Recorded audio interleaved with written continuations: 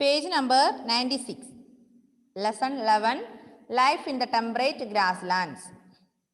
All of you listen me. You have already read about the grasslands of the world in lesson 8. Can you recollect where the grasslands are found and which factors are responsible for their growth and distribution? In this lesson, we will read about two temperate grasslands, the prairie of North America and veld of South America. അപ്പം നമുക്കറിയാം നമ്മൾ എന്താണ് ഗ്രാസ്ലാൻഡ്സ്, എന്താണ് planes ഒക്കെ നമ്മൾ പഠിച്ചാണ്. What is plains, what is mountains, what is grasslands etcetera, അല്ലേ, which were studied in previous class. Then in this lesson we will study about temperate grasslands, prairies and veld.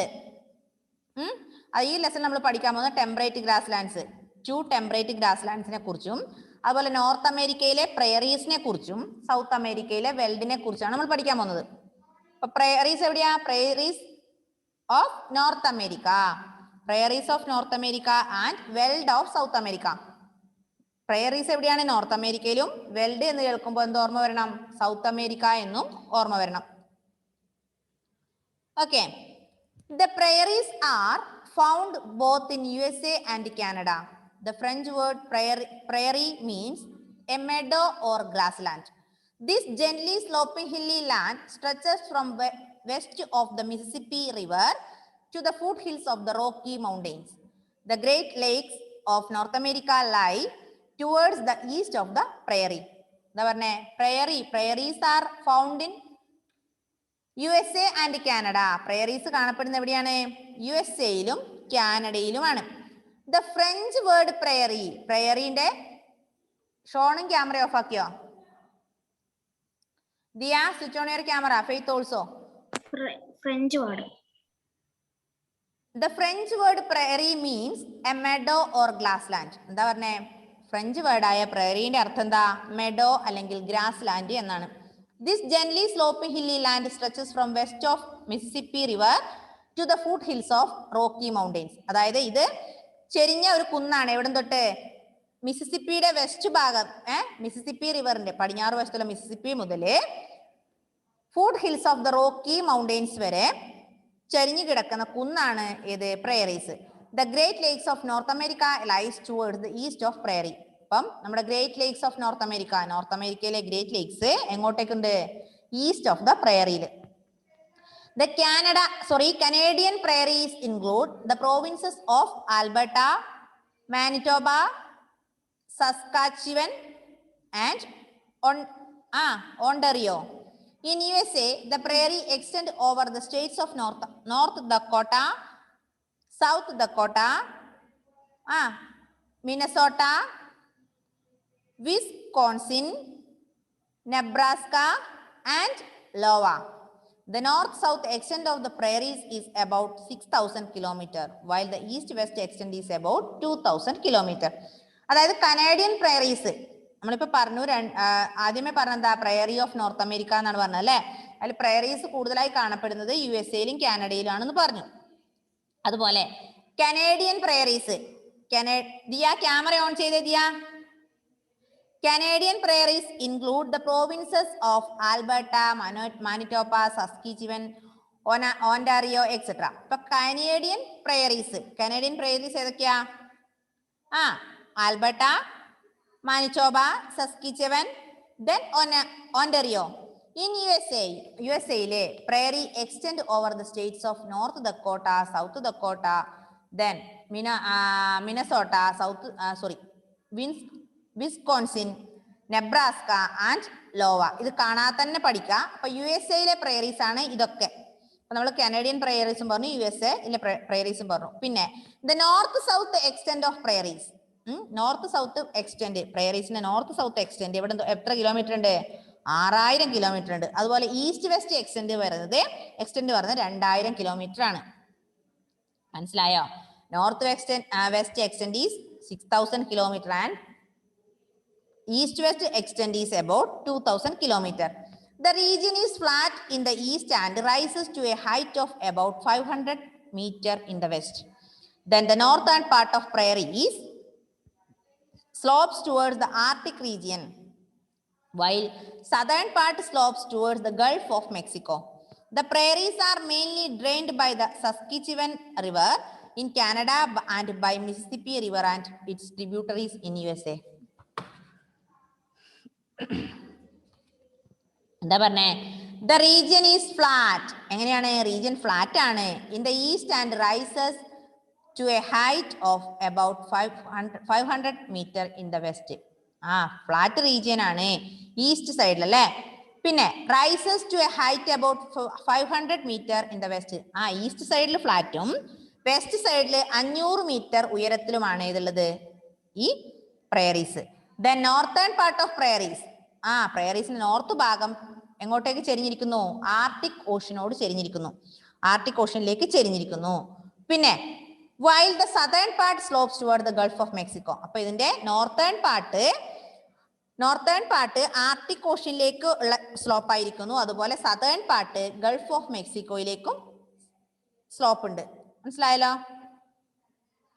Yes. ഇനി ഇവിടുത്തെ climatic conditions, അതായത് ഈ പ്രയറീസിലെ climatic condition ആണ് പറയുന്നത്. Due to its location in the interior of the continent, the region experiences a continental type of climate. ഇവിടെ എങ്ങനെയുള്ള climate ആണ്? Continental type of climate ആണ്. Continental type of climate. എന്താ ഈ കോണ്ടിനെന്റൽ ടൈപ്പ് ഓഫ് ക്ലൈമറ്റ് പറഞ്ഞാല്? എന്താ continental type of climate? The summer season is fairly warm and the winter season is cold. അതായത് summer സീസണിൽ നല്ല ചൂടും വിന്റർ സീസണിൽ നല്ല തണുപ്പും. The northern part is open to the cold polar wind. Thus, the winter temperature falls below freezing point. ഇതിനെയാണ് നമ്മൾ എന്ത് പറയാ? Continental type. അതായത് സമ്മർ സീസണിൽ ഫെയർലി വാമും വിന്റർ സീസണിൽ നല്ല തണുപ്പും. മനസ്സിലായല്ലോ? ഇനി northern part is open to the cold polar wind. Then winter temperature falls below freezing point. അതായത് വിന്റർ സീസണിൽ ഫ്രീസിംഗ് പോയിന്റിലായിരിക്കും എന്തുണ്ടാവുക? തണുപ്പ്, കോൾഡ് ഉണ്ടാവുക. അപ്പൊ അത്രമാത്രം തണുപ്പായിരിക്കും. The velocity of wind is high due to the absence of trees. The Chinook blows down eastern slopes of the Rockies. എന്താ പറഞ്ഞേ? വിൻഡിന്റെ വെലോസിറ്റി എങ്ങനെയായിരിക്കും? ഹൈ വെലോസിറ്റി ആയിരിക്കും. കാറ്റിന് ഹൈ വെലോസിറ്റി ഉണ്ടാവും. എന്തുകൊണ്ടാ? അവിടെ എന്തില്ല? Due to the absence of tree. മരം ഉണ്ടോ? ഇല്ല. മരങ്ങൾ കുറവായതുകൊണ്ട് വെലോസിറ്റി കൂടുതലായിരിക്കും. ചിനൂക്ക് നമുക്കറിയാം. ചിനൂക്ക് എന്ന് പറഞ്ഞ ഒരു തരത്തിലുള്ള കാറ്റ് അല്ലെ? ചിനൂക്ക്, അതുപോലെ പിന്നെന്താ പറഞ്ഞേ? ലൂ, ഇതൊക്കെ നമ്മൾ പഠിച്ചല്ലേ? അപ്പൊ chinook is a type of wind that blows here. ഇതെവിടെ? ഇവിടെ ഈ പ്രയറീസിൽ വീശുന്നുണ്ട്. Then the average annual rainfall is about 50 centimeter. അപ്പൊ ചിനൂക്ക് എന്ന് പറഞ്ഞ കാറ്റ് ഇവിടെ വീശും. വിൻഡിന്റെ വെലോസിറ്റി കൂടുതലാണ്, കാരണം due to the absence of trees. Then rainfall is about 50 centimeter. 50 centimetre മഴ ഇവിടെ ലഭിക്കും. എപ്പോ? During the summer season. വേനൽക്കാലത്ത് 50 സെന്റിമീറ്ററോളം മഴയും ലഭിക്കും. ഇതാണ് ഏത്? Climatic condition. ഇപ്പൊ പ്രയറീസിലെ ക്ലൈമറ്റിക് കണ്ടീഷൻ എന്ന് പറയുന്നത് എന്താ? കോണ്ടിനെന്റൽ ടൈപ്പ് ഓഫ് ക്ലൈമറ്റ് ആണ്. Continental type of climate means summer season is very hot അല്ലെ? Fairly warm and winter season is too cold. Velocity of wind is very high because or due to the absence of trees. Then Chinook is a type of wind blows here. Then rainfall, average rainfall is about 50 centimeter. 50 സെന്റിമീറ്ററിൽ മഴയും ലഭിക്കും. എപ്പോ? During the summer season. വേനൽക്കാലത്ത് 50 centimetre മഴയും ലഭിക്കും. ഇതാണ് പ്രയറീസിലെ കാലാവസ്ഥ. മനസ്സിലായോ?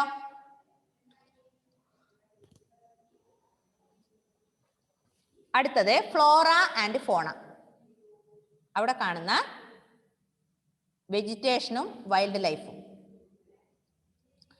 Grasses are most dominant vegetation. They are dependent on rainfall during the growing season.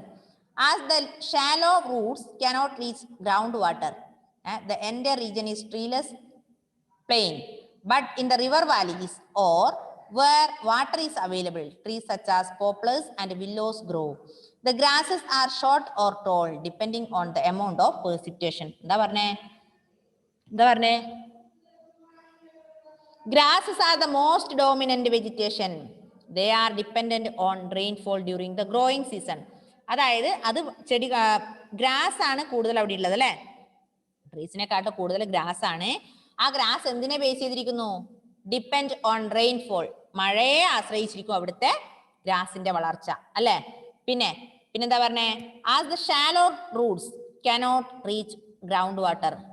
Shallow roots ആണ് ഇതിനൊക്കെ ഉള്ളത്. അതുകൊണ്ട് വെള്ളം ഭൂമിയിലേക്ക് ഇറങ്ങാൻ പറ്റില്ല. The entire region is treeless. Region മുഴുവൻ എന്താണ്? ട്രീലെസ് ആണ്. മരങ്ങളില്ല. കണ്ടില്ലേ? മരങ്ങളുണ്ടോ? ഇല്ല. എല്ലാം ചെറിയ ചെറിയ കുറ്റിച്ചെടികൾ അല്ലെങ്കിൽ ഗ്രാസ് ആണ്. പിന്നെ ഇവിടുത്തെ പ്രത്യേകത എന്താ? Where water is available trees such as poplars willows grow. അപ്പൊ നമ്മൾ പറഞ്ഞു most of the places are grass അല്ലെ. ട്രീലെസ് പ്ലെയിൻസ് ആണ്. മാത്രല്ല എവിടെയാണോ മഴ ലഭിക്കുന്നത് അവിടെ ചെറിയ മരങ്ങളൊക്കെ ഉണ്ട്. ആ മരങ്ങളുടെ പേരെന്താ? Poplars and willows. From where the place get rainfall, that places we can see poplars and shallows. These are the two types of trees. Grasses are പ്രത്യേകത എന്താ? grasses are short and tall. Then short or tall depending upon the precipitation. അതായത് precipitation അടിസ്ഥാനത്തിലാണ് അവിടുത്തെ grass. അതായത് ചിലപ്പം toll ആവാം, ചിലപ്പോൾ short ആവാം, ചിലപ്പോൾ പൊക്കം കുറഞ്ഞതോ ചിലപ്പം പൊക്കം കൂടിയതാവാം. അത് ഏതിനെ അടിസ്ഥാനപ്പെടുത്തിയിരിക്കും? precipitation അടിസ്ഥാനം ആയിരിക്കും ഏത്? ഗ്രാസിന്റെ tall and shortness. Yes. Before the അപ്പൊ നമ്മൾ പറഞ്ഞു അവിടുത്തെ ഫ്ലോറ ഏതൊക്കെയാ? Poplars and shallows. Poplars, shallows and grasses. Then animals നോക്ക്. Before the arrival of Europeans the prairies was the home to the bison or the American buffalo. Due to indiscriminate hunting they have become almost extinct. The prairie dog of Central USA is a popular animal. Other important animals found in this region are rabbits, coyotes and gophers. അവിടെ കാണുന്ന plants അല്ലെങ്കിൽ vegetation നമ്മൾ പറഞ്ഞു ഗ്രാസും, പിന്നെ മഴ ലഭിക്കുന്ന സ്ഥലങ്ങളിൽ എന്താ? പോപ്ലറും വില്ലോസും ആണ് വളരുന്നത്. പോപ്ലറും വില്ലോസും. പിന്നെ നമ്മൾ പറഞ്ഞെന്താ? അടുത്തത് ആനിമൽസ് ആണ്. Which are the animals? പറ മക്കളെ. Prairies was the home of bison. Prairies എന്താണ്? Home to the bison. ബിസണിന്റെ ഹോം എന്നാണ് അറിയപ്പെടുന്നത്. മാത്രല്ല അവിടെ prairie dog of central USA, അവിടുത്തെ മെയിൻ ആയ ഡോഗ് എന്ന് പറയുന്നത് പ്രേറി ഡോഗ് ആണ്. സെൻട്രൽ USA പോപ്പുലർ ആനിമൽ ആയ prairie dog, that is the important animal is there. Other animals are rabbits, coyotes and gophers. Clear? അപ്പൊ നമ്മൾ പറഞ്ഞു പ്രേറീസ് ആർ. അത് പ്രേയർ, PRAYER. പിന്നെ ഞാൻ ഉണ്ടല്ലോ തലക്ക് ഞാൻ തല്ല് തിരിഞ്ഞ. ഇപ്പൊ പ്രേയർ ആണ് പ്രാർത്ഥന കേട്ടോ.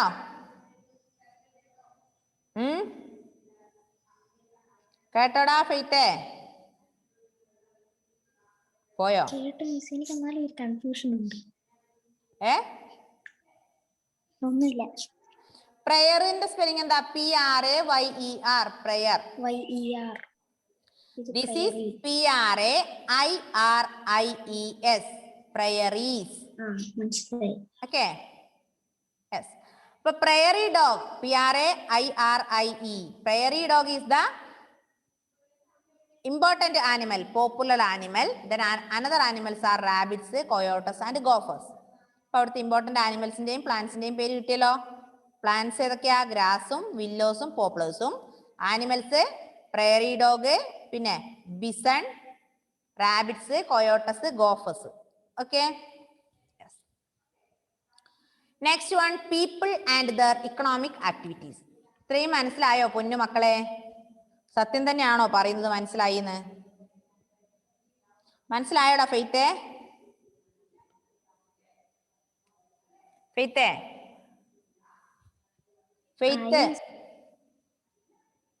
മനസ്സിലായോ മോനെ? Okay. Next one, people and their economic activities. പീപ്പിളും ജനങ്ങളും അവരുടെ ഇക്കണോമിക് ആക്ടിവിറ്റീസ് എന്തൊക്കെയാ നോക്കാം. People and their economic activities. Agriculture is the most important occupation in the prairies.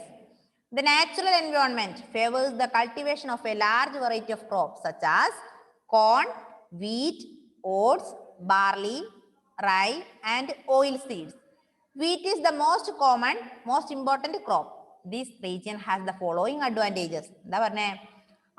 അവിടുത്തെ ആൾക്കാരുടെ അല്ലെങ്കിൽ പ്രയറീസിലെ ഇമ്പോർട്ടന്റ് ഒക്കുപ്പേഷൻ എന്ന് പറയുന്നത് എന്താണ്? അഗ്രികൾച്ചർ ആണ്. Agriculture is the important occupation in the prairies. പ്രയറീസിലെ ആൾക്കാരുടെ പ്രയറീസിലെ ഏറ്റവും ഇമ്പോർട്ടന്റ് ആയ ജോലി അഗ്രികൾച്ചർ ആണ്, കൃഷിയാണ്. Natural environment favours cultivation of large variety of crops. അതായത് നാച്ചുറൽ എൻവയോൺമെന്റ് അവർക്ക് ഈ എന്തൊക്കെ കൃഷിക്കുള്ള അവസരം കൊടുക്കുന്നു? Crops, different crops such as corn, wheat, oats, barley, rye, oil seeds. ഇതൊക്കെ കൃഷി ചെയ്യാനുള്ള ഒരു അറ്റ്മോസ്ഫിയർ ആണ്. കൃഷി ചെയ്യാൻ പറ്റുന്ന ഒരു കാലാവസ്ഥയാണ് എവിടെ പ്രയറീസിൽ. ഇപ്പൊ പ്രയറീസിലെ most important occupation is agriculture. Then natural environment favors the cultivation of crops, different crops such as corn, wheat, oats, barley, rye and oil seeds. ഇനി ഇവിടുത്തെ ഇമ്പോർട്ടന്റ് ക്രോപ്പ്, ഏറ്റവും ഇമ്പോർട്ടന്റ് ആയ ക്രോപ്പ് എന്ന് പറയുന്നത് വീറ്റ് ആണ്. Wheat is the important crop. Okay, wheat is the important crop. Next one advantages. Following advantage, പ്രയറീസിന്റെ advantages നോക്കുക. എന്തൊക്കെ അഡ്വാൻറ്റേജ് ഉണ്ട്? ഒന്ന്, rolling plains are well drained and suitable for mechanised large scale farming. എന്താ പറഞ്ഞേ? Rolling plains are well drained. Rolling plains ഒക്കെ എങ്ങനെയാണ്? Well drained ആണ്. പിന്നെ എന്താ? Suitable for mechanised large scale farming. Mechanised ആണ്. മെക്കാനൈസ്ഡ് എന്ന് പറഞ്ഞാൽ എല്ലാം മെക്കാനിക്കൽ ആണ്. Mechanised large scale farming. Second one, the melting of snow due to the warm chinook wind helps in providing moisture to the soil. എന്താ? മഞ്ഞ് melt ആകുന്നതുകൊണ്ട്. മഞ്ഞ് melt ആകുന്നത് എന്ത് കാരണം കൊണ്ടാ? ചിനൂക്കിന്റെ വാമുണ്ട്. അതായത് നമ്മൾ പറഞ്ഞു type of wind, that is ചിനൂക്കി ബ്ലോസ് ദർ. അപ്പൊ ചിനൂക്ക് കാരണം അവിടുത്തെ ഐസ് മെൽറ്റ് ആവുന്നു. ഇതെന്തിന് കാരണമാകുന്നു? മോയിസ്ചർ, മണ്ണിന് മോയിസ്ചർ നൽകാൻ വേണ്ടി സാധിക്കുന്നു. അപ്പൊ ചിനൂക്ക് കാറ്റിന്റെ സഹായത്തോടു കൂടി അവിടുത്തെ ഐസ് മെൽറ്റ് ആകുന്നത് കൊണ്ട് മോയിസ്ചർ, മണ്ണിന് ഈർപ്പം നൽകുന്നു. Last one or third one, the dark brown soil is full of humus and organic matter. അവിടെ കാണുന്ന ബ്രൗൺ നിറത്തിലുള്ള മണ്ണ് എങ്ങനെയാണ്? ഫുൾ ഓഫ് ഹ്യൂമസ് ആണ് ആൻഡ് അതർ ഓർഗാനിക് മാറ്റർ. അതായത് കൃഷിക്ക് അനുയോജ്യമായ നല്ല ഡാർക്ക് ബ്രൗൺ മണ്ണാണ് എവിടെ? ഈ പ്രയറീസിൽ. അപ്പം in this class we studied about 3 advantages of prairies. First one, rolling plains and well drained. Then second one, melting of snow due to the warmth of Chinook. Then third one, dark brown soil is full of humus and other organic matter. ഒന്ന് വായിച്ചു നോക്കിയേ, പെട്ടെന്ന് വായിച്ചു നോക്കിയാട്ടെ.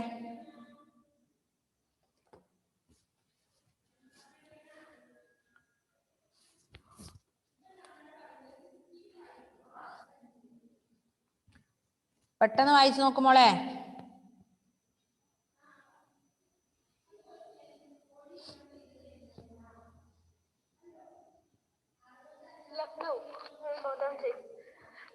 Patna is the capital of Bihar. It is very old city, situated on the banks of river Ganga. Here was now Patliputra.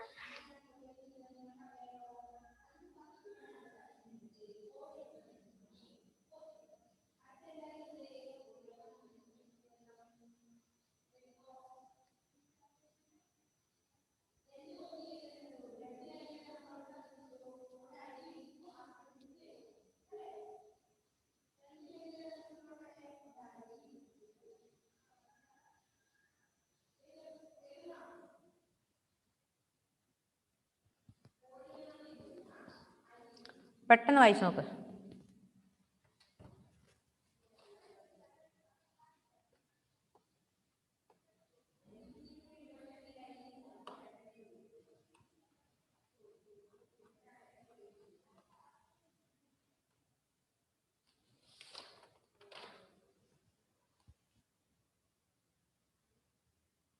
Next, page number 98. Wheat farms in the prairies are very large, about 1,000 hectares. Agriculture is highly extensive and mechanized. Most of the work on the farms, such as ploughing, seeding, harvesting, threshing, packing, etc., is done with the help of machines. The farm is managed by the farmer and his family. എന്താ പറഞ്ഞേ? Wheat farms, അതായത് ഗോതമ്പ്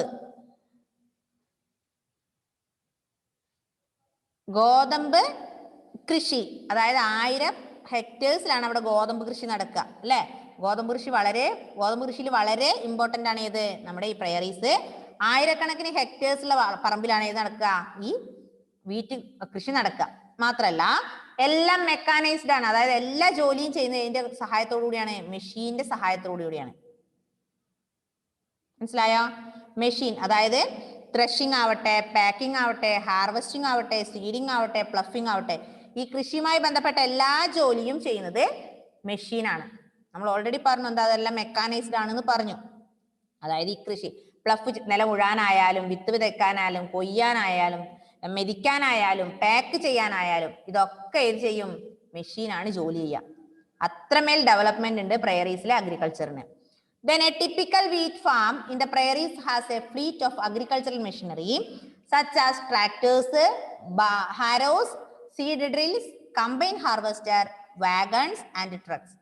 The combine harvester is a huge machine which reaps, threshes and sacks with the wheat in a single operation. ഇനി ഇവിടെ പ്രത്യേക തരത്തിലുള്ള farming ആണ് അല്ലെ പ്രയറീസിൽ. എന്താ പറഞ്ഞ? Agricultural machinery such as tractors, harrows, seed drillers, combine harvester, wagons and trucks, ഇതൊക്കെ ഉപയോഗിച്ചിട്ടാണ് ഇവിടെ എന്ത് ചെയ്യുക? കൃഷി നടത്തുക. അതായത് വാഗൺ ഉണ്ട്, പിന്നെ ട്രാക്ടർ ഉണ്ട്, പിന്നെ സീഡ് ഡ്രില്ലേഴ്സ് ഉണ്ട്, അതായത് കുഴിച്ചിട്ട് വിത്ത് വിതയ്ക്കുന്ന മെഷീൻ, പിന്നെ ഹാർവെസ്റ്റ് കൊയ്ത്ത് മെഷീൻ, പിന്നെ കൊയ്ത് കഴിഞ്ഞ് കൊണ്ടുപോകാനുള്ള വാഗൺ അല്ലെങ്കിൽ ട്രക്ക്, ഇങ്ങനെയുള്ള വാഹനങ്ങളും ഇങ്ങനെയുള്ള മെഷീൻസ് ഒക്കെ ഈ പ്രയറീസിലുണ്ട്. അപ്പം അഗ്രികൾച്ചർ ഈസ് ടു ഈസി അല്ലെ, മെഷീനൈസ്ഡ് ആണ്. അവിടുത്തെ കൃഷി എന്ന് പറയുന്നത് മെഷീനൈസ്ഡ് ആണ്. വിത്ത് വിതറാൻ ഒരു യന്ത്രം, പിന്നെ നിലം ഉഴാൻ ഒരു യന്ത്രം, പിന്നെ കൊയ്ത്ത് ഹാർവെസ്റ്റിംഗ് നടത്താൻ ഒരു യന്ത്രം, അത് ഹാർവെസ്റ്റ് ചെയ്ത സാധനം ഒരു എന്താ പറയാ വാഗണിലേക്ക് തട്ടി അത് കൊണ്ടുപോകാൻ ഒരു വണ്ടി, അങ്ങനെയുള്ള എല്ലാ സംവിധാനവും ഇവിടെയുണ്ട് പ്രയറീസിലെ അഗ്രികൾച്ചറിനുണ്ട്. Then പിന്നെ the farms are generally divided into sections for the rotation of crops. Contour ploughing and strip cropping are widely practiced to reduce soil erosion. അതായത് മണ്ണൊലിപ്പ് തടയാൻ വേണ്ടി, സോയിൽ ഇറോഷൻ തടയാൻ വേണ്ടി രണ്ട് തരത്തിലുള്ള റൊട്ടേഷൻ ഓഫ് ക്രോപ്പ്, രണ്ട് തരത്തിലുള്ള രണ്ട് സെക്ഷൻസ് ഉണ്ട്. Section for the rotation of crop here means then contour ploughing and strip cropping. These are the two types of cultivation. Reduce soil erosion. മണ്ണൊലിപ്പ് തടയാൻ വേണ്ടി രണ്ട് തരത്തിലുള്ള രീതിയാണ്, രണ്ട് രീതികളാണ് അവിടെ യൂസ് ചെയ്യുന്നത്. ഒന്ന് പ്ലഫിംഗ്, കോണ്ടർ പ്ലഫിങ്ങും, രണ്ടാമത്തത് സ്ട്രിപ്പ് ക്രോപ്പിങ്ങും. These are the two types of activity. ഫെയ്ത്തെ കേൾക്കുന്നുണ്ടോ?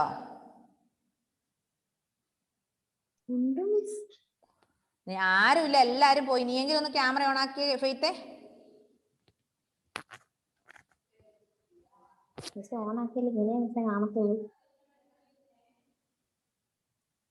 ഇതെന്താ ജനലോ?